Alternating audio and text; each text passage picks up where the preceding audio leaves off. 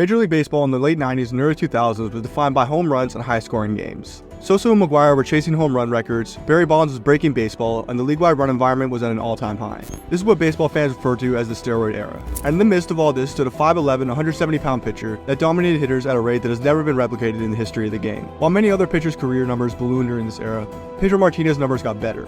So how was he so far ahead of everyone else during this time, and just how good was Pedro Martinez at his peak?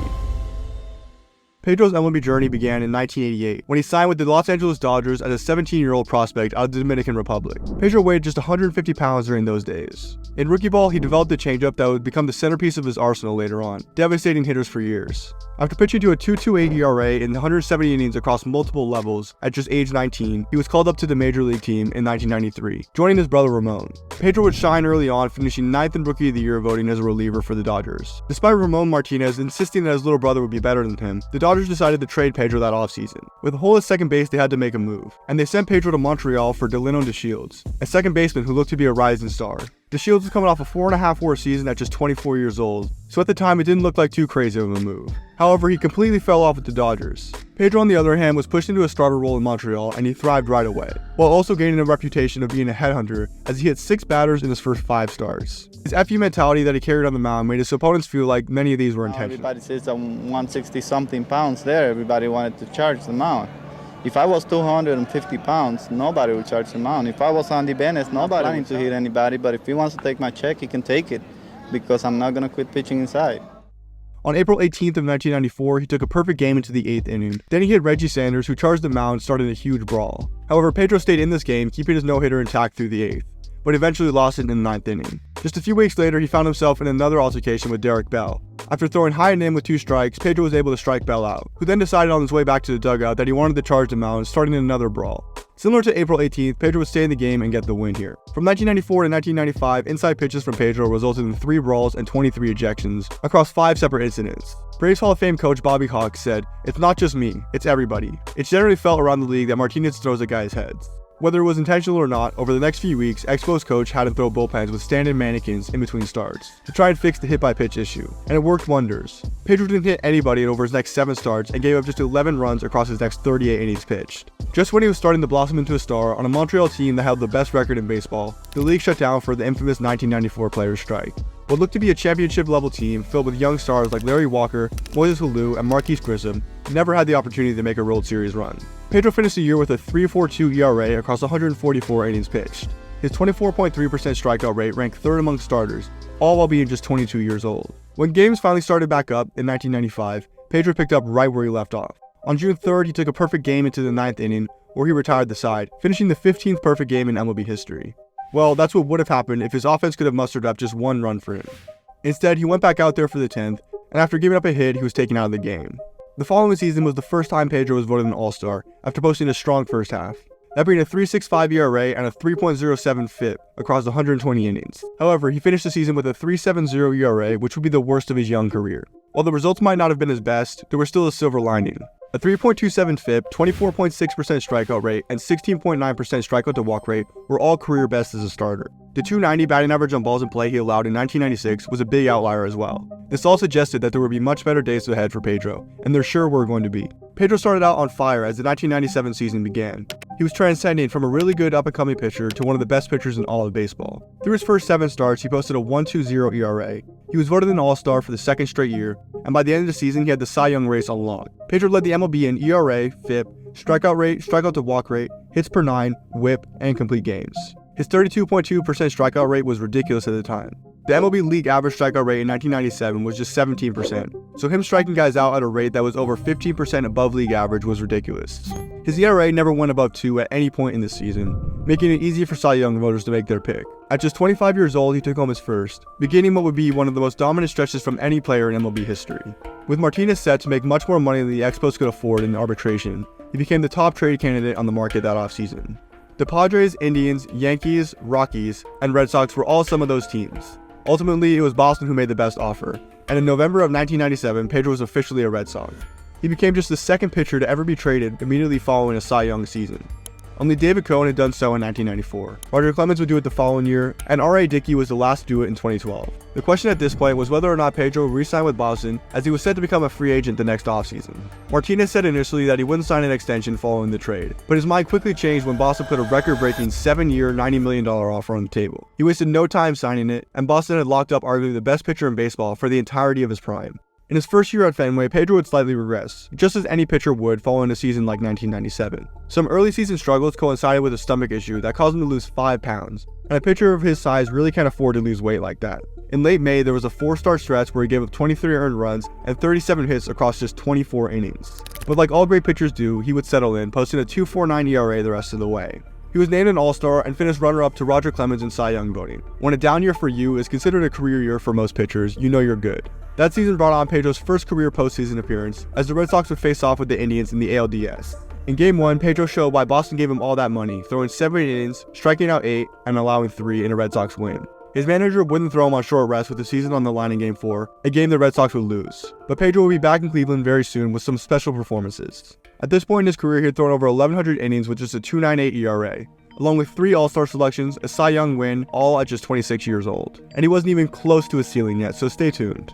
After a full season with the new team under his belt, Pedro was ready for what would be a historic 1999 season, as he would reach heights that we've never seen before. At the halfway point in the year, he had thrown a quality start in 17 of his 18 outings, which resulted in him starting in the All-Star game at his home field in Boston. So let's see what he did against the game's best. He got Hall of Famer Barry Larkin to whiff at a disgusting changeup to start the game. Hall of Famer Larry Walker, who was in the middle of his prime, went down on a painted 97-mile-an-hour fastball. And then should-be Hall of Famer Sammy Sosa, who was also in the middle of his prime, got blown up by a 96-mile-an-hour fastball. The next inning featured Mark McGwire getting his doors blown off, and Hall of Famer Jeff Bagwell striking out on this airbender. He took home the All-Star MVP in what would be maybe the most iconic All-Star performance of all time. Pedro wouldn't slow down in the second half, where in September he posted maybe the most ridiculous month we've ever seen from a pitcher. Across 5 outings, he had a .88 ERA and struck out 46.7% of hitters. This included a 17 strikeout, 0 walk, 1 hit complete game versus the New York Yankees. He finished the year with a 2.07 ERA, 313 strikeouts, and 23 wins, giving him the Triple Crown. In a season where the league-wide strikeout rate was just 16.4%, Pedro put up a 37.5% strikeout rate, which would be the highest of all time until Garrett Cole topped it in 2019. He struck out 15 or more on 6 separate occasions, and double digits in 19 games. He was truly in another world compared to the rest of the league. Pedro's 2.43 ERA plus that year led baseball by a wide margin, meaning that in terms of run prevention, he was 143% better than a league average pitcher in 1999. What if I told you though that he got unlucky despite all of these unheard of results? Since he struck out everybody, walked nobody, and led the league in home runs per 9 innings, his 1.39 FIP was the best in the live ball era, which dates back to 1920. And he did this at the height of the steroid era, in the 6th most hitter-friendly ballpark in baseball. His FIP being 67 points lower than his ERA was the 10th widest margin among all starters, so technically there was still a ton of room for his ERA to improve. All of this made it very easy for voters to select him as the unanimous AL Cy Young in 1999, but the voters did their thing, snubbing him from what should have been a pretty easy AL MVP win. That year, Pedro was almost 50% more valuable than the next best pitcher in the American League. The difference in wins above replacement between Pedro and the next best, which was Mike Mussina, was equal to the difference between Mussina and Eddie Guardado at 124th in WAR. Meanwhile, the actual winner of the award that year had just over half of Pedro's WAR, and didn't headline any offensive statistical categories in his own league. 2 writers left Pedro entirely off their ballots, which resulted in him finishing in 2nd place. One of them was George King of the New York Post, whose reasoning was that MVP is for everyday players. Pitchers have their own award. Which is a terrible argument in my opinion, but he also went out and voted for 2 pitchers just 1 year before saying this. Had Pedro received a 4th place vote or higher from any of these guys, he would have taken home the MVP. Pedro continued to let his performance speak for itself in the 1999 playoffs though. The wildcard Red Sox would take on the AL Central champion Cleveland Indians for the 2nd straight season. Pedro would have no trouble in Game 1, starting off the series with 4 scoreless frames.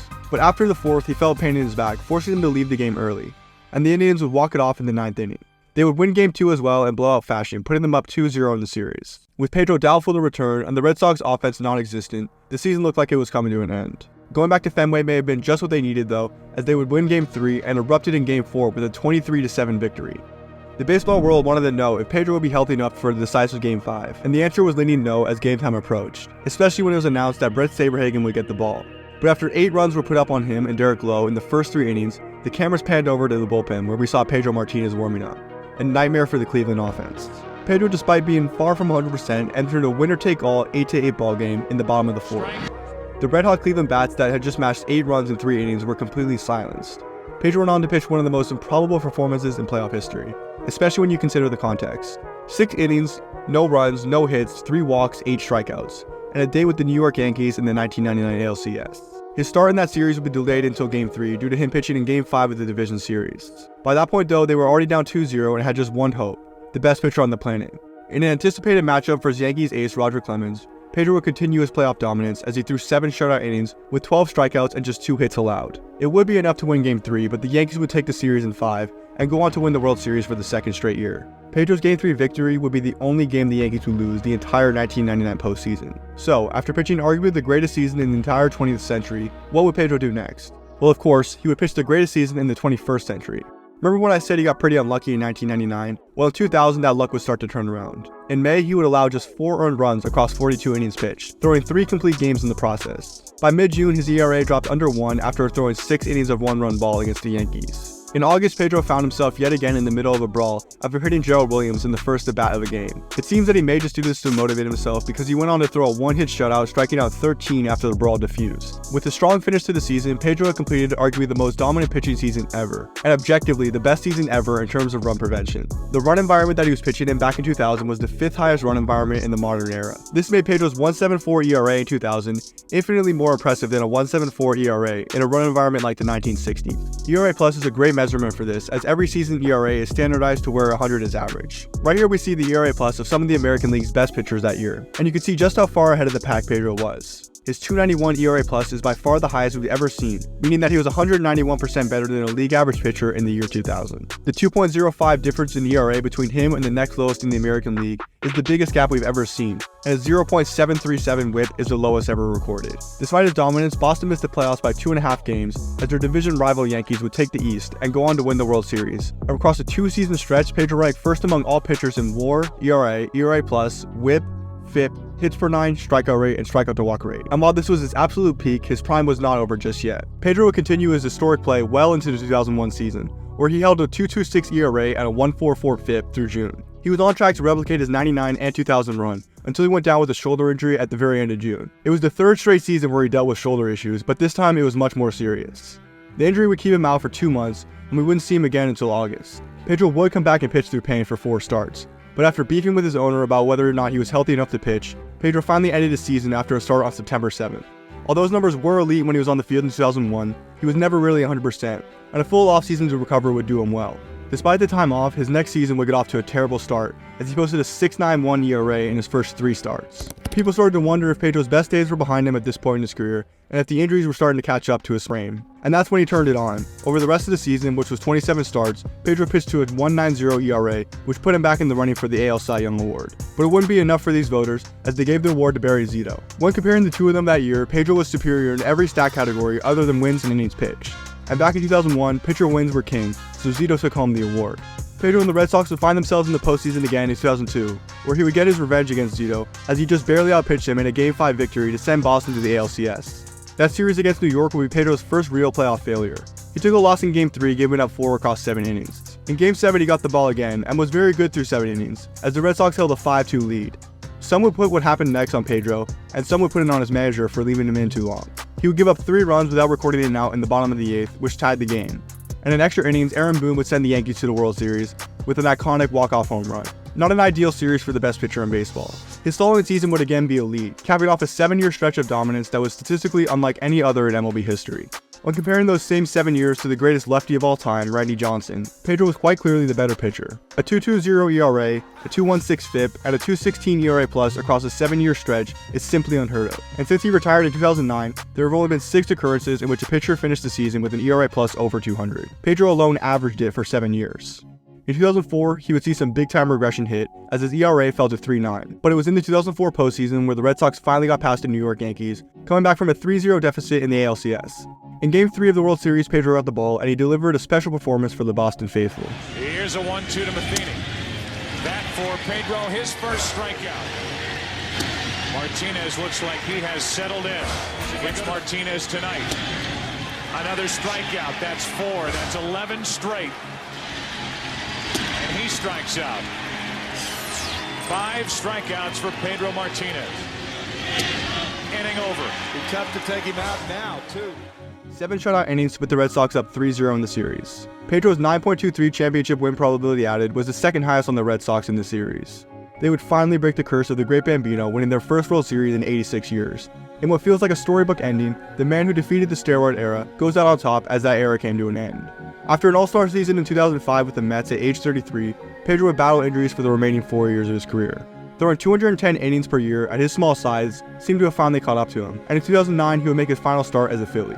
At his best, there was nobody, and I mean nobody, who was as dominant as him on the mound. He gave us not one, but 2 of the best pitching seasons we've ever witnessed in the highest run environment since integration. And that is how a 5'11", 170-pound pitcher defeated the steroid era.